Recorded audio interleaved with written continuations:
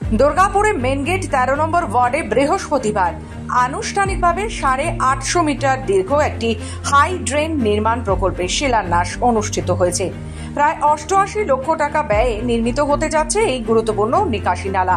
এই প্রকল্পটির দায়িত্ব মূলত ছিল ন্যাশনাল হাইওয়ের হাতে, তবে তা কার্যকর না হওয়ায় দুর্গাপুর নগর নিগম নিজ উদ্যোগে এলাকাবাসীর দীর্ঘদিনের দাবি মেটাতে এই কাজ হাতে নিয়েছে।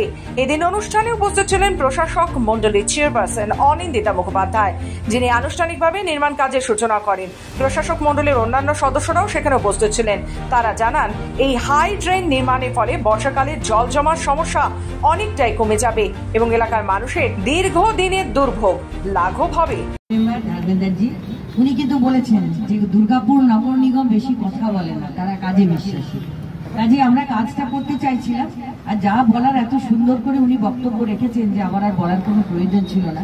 তবু এটাই বলবো যে দীর্ঘদিনের আপনাদের সমস্যা, দীর্ঘদিনের দাবি ছিল যে এখানে ড্রেনের নিকাশি ব্যবস্থা না থাকার জন্য আপনাদের অনেক কষ্ট সহ্য করতে হয়েছে।